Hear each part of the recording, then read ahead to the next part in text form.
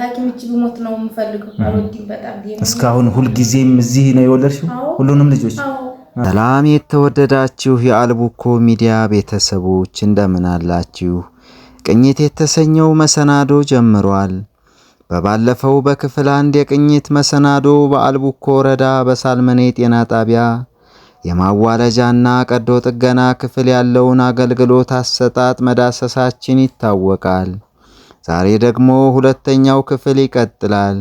እስከ ፕሮግራሙ ፍጻሜ አብራችሁን ቆዩ። በቅድሚያ ቪዲዮውን ላይክ፣ ቻናሉን ሰብስክራይብ አድርጉ።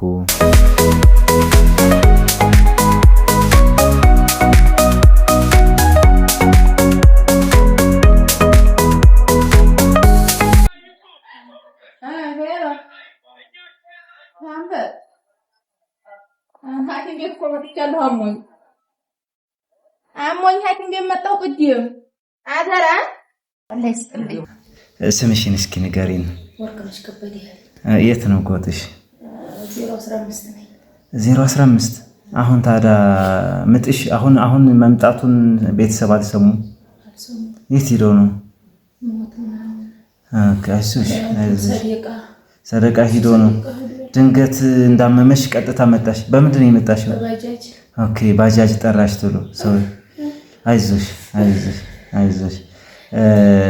ወደዚህ መምጣትሽ መልካም ነገር ነው። ወደ ጤና ጣቢያ መተሽ መውለድሽ ቤት ወልዳለሁ አለ ማለትሽ እንደ መልካም እንትን ነው የምንወስደው። ዞሮ አይዞሽ፣ አሁን ይደረግልሽ ሕክምና ስለሚኖር ፍርሃት መኖር የለበትም። ቤተሰቡም ይመጣል። ዞሮ ቤተሰብ የሚያስፈልገው ማቴሪያል ለማቅረብ እንጂ ማዋለዱን ስራ እነሱ ናቸው። አሁን ስንተኛ ልጅሽ ነው?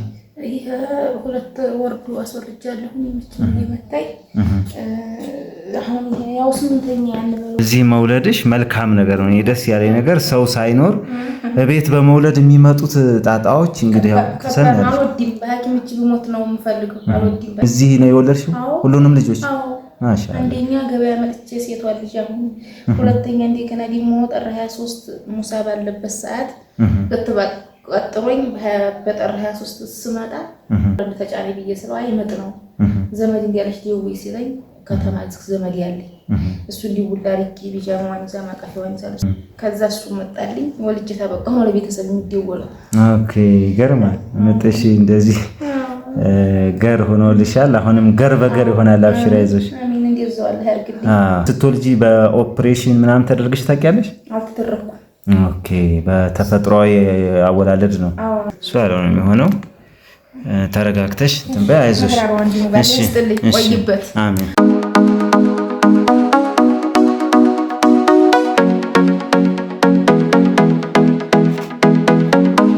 በቅርብ ጊዜ መጥተው የወለዱ እናቶችን እየጎበኘን ነው የምንገኘው። እስኪ ራስሽን አስተዋውቂን መጀመሪያ። እንኳን በሰላም ተገላገልሽ። መቼ ነበር የመጣሽው ወደዚህ? ትናንትና። ያው ሪፈር ሳትባይ እዚሁ ወልደሻል። ደስ የሚለው ነገር ወረዳችን ላይ አገልግሎት አሰጣጡ ከጊዜ ጊዜ እየተሻሻለ እንደዚህ ደሴ ሂዶ ሳይንገላቱ እዛ ጋር ደግሞ ያው ከብዙ ቦታ ስለሆነ የሚመጡት ወረፋው ምኑም ስላለ መሰላቸቱም ዶክተሮች አካባቢ ስለሚኖር እዚሁ በእኛው ዶክተሮች በእኛው የጤና ባለሙያዎች አገልግሎት ማግኘቱ መልካም ነገር ነው። እንዴት ነበረ የነበረው አገልግሎት? እንደው ስትወልጂ እኔ በደንብ ነው ተንከባከቡ በጥሩ ሁኔታ ነው ማለት ነው። ኦፕራሲዮን ሆነሽ ነው የወለድሽው? ኦኬ። ስለዚህ ትልቅ የሕክምና አገልግሎት እየተሰጠ እንደሆነ ይሄ በቂ ማሳያ ነው።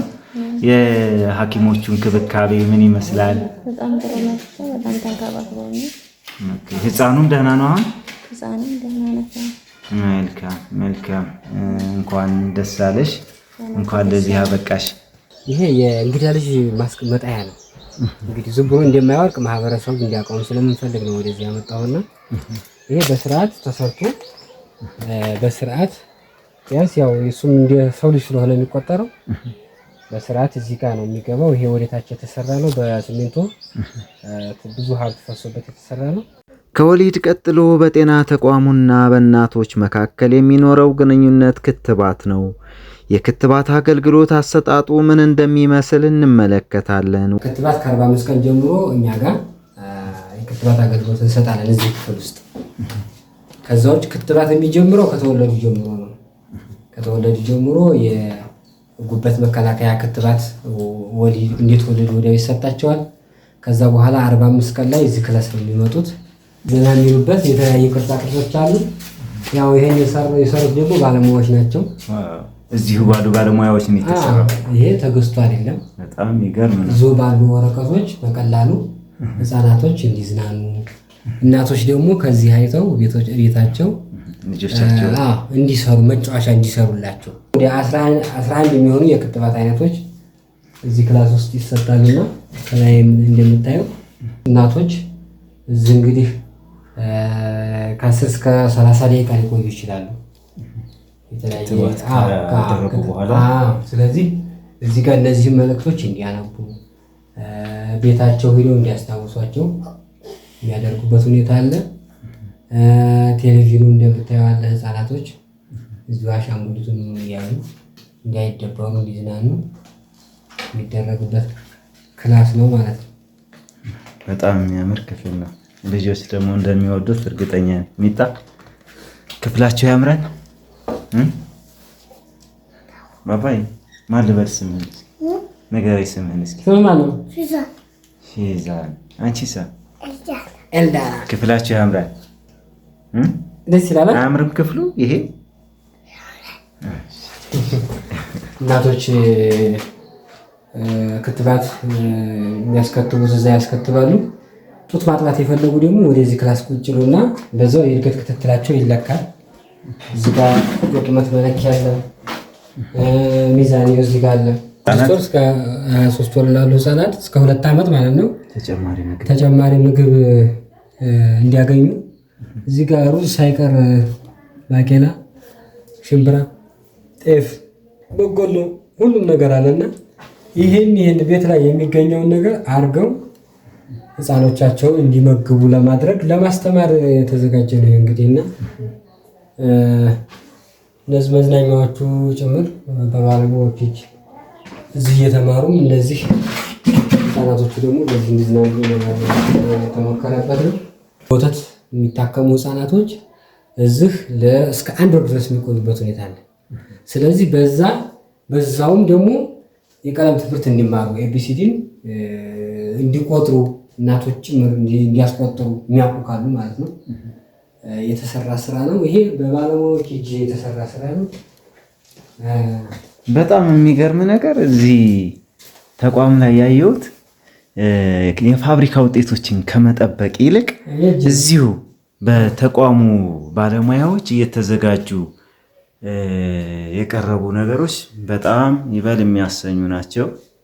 እንግዲህ ተመልካቾቻችን እንደምታዩት እነዚህ ነገሮች በባለሙያዎች እጅ ተሰርተው በአካባቢ ማቴሪያል በቀላሉ ከወረቀትና መሰል ነገሮች የተዘጋጁ ናቸው። ነገር ግን ውበታቸውና ማራኪነታቸው የተለየ ሆኖ ነው ያገኘሁት። ይሄ የምታዩት እንግዲህ ህፃናቶች እዚህ ጋር እስከ 1 ወር ድረስ በወተት የተመገቡ ይቆያሉ። ያ ማለት ፕላምፕሌት መውሰድ የማይችሉ የምግብ እጥረት ያለባቸው ህፃናቶች ከ6 ወር በላይ የሆኑ ህፃናቶች እዚህ ጋር ይቆያሉ እና እዚህ ጋር ሲቆዩ ምንድነው የራሳቸው ደረጃ አላቸው። እቃዎቹ ራሱ አረንጓዴ ያለ፣ ሰማያዊ ያለ፣ ቀይ ያለ። ስለዚህ 3 ደረጃ ነው ያለው። በዚህ በደረጃቸው መሰረት ለምሳሌ 3 እናቶች ቢኖሩ የአንዷ አረንጓዴ የአንዷ ሰማያዊ ላይ ቢሆን የአንዷ ቀይ ላይ ቢሆን በተመሳሳይ ቀን ገብተው የኔ ልጅ እየዳነ ነው ቢያንስ አመጋገባቸው ላይ፣ አጠባባቸው ላይ፣ ወተት አጠቃቀማቸው ላይ እንዲያስተካክሉ ፉክክር ጭምር እንዲይዙ። ሁለተኛ ደግሞ ቀይ ላይ የምናደርገው በጣም የተጎዳ የምግብ እጥረቱ ያልተሻሻለ ህፃን መሆኑን የሚያመላክት፣ ከዛ አረንጓዴው ሰማያዊም የየራሱ መወከያ ያለውና ያንን ለመለየት ለውጡን ያሳያል ማለት ነው። ይሄን ማቴሪያል ሲጠቀሙ ለውጡን ለማሳየት የተደረገ ነው። ከዛ ውጭ መድኃኒቶች ጭምር አሉ። ወተቶቹ የምታዩት ለህፃናት የሚሰጠው ይሄ F100 እና F75 ይባላል። F100 F75 ይባላል። የመጀመሪያ ህክምና የሚገቡት በF75 ነው። ከዛ F100 በኋላ ላይ F100 ይሄ በጣም ከፍተኛ የሆነ ኒውትረንት ያለው ወተት ነው። ይሄ ሱቅ ወይ ሆነ ቦታ ላይ የምናገኘው ወተት አይደለም። በሕክምና ብቻ የሚመጣ መድኃኒት ጋር ብቻ የሚሸጥ እንዲህ ሕክምና የሚያገለግል ነው። መጠን አለው። በክብደት ነው የሚሰጠው። ከክብደት በላይ ከተሰጠም ይገላል። ከክብደቱም ካነሰም ደግሞ የምግብ እጥረቱን ሊያሻሽልን አይችልም።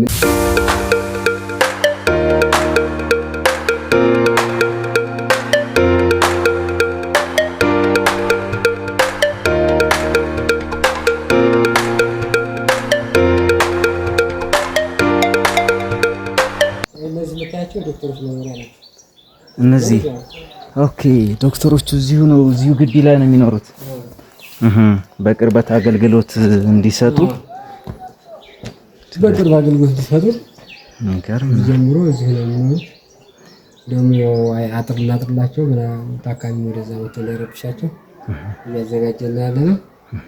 መኖሪያቸው ይሄ ነው። ከዚያ ውጭ እንደሪ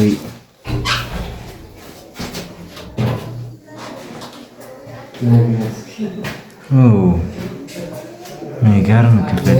ይሄ የምትመለከቱት ያው ለተቋሙ አጠቃላይ ላውንደሪ አገልግሎት የምንሰጥበት ነው። በጣም ውድ ማሽን ነው። በሰው ድርጅት አማካኝነት ነው የቀረበልን። ይሄኛው ማጠቢያ ነው። ከዚህ ከታጠበ በኋላ እንደምትመለከቱት በጣም ትልቅ